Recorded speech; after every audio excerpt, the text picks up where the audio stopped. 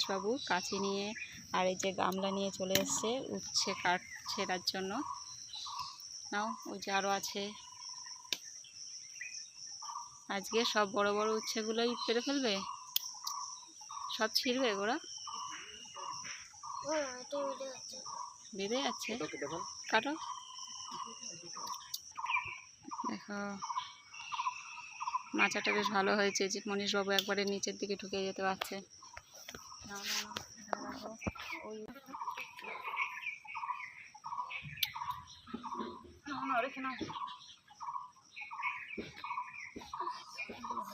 আড়াইশো হয়ে যাবে।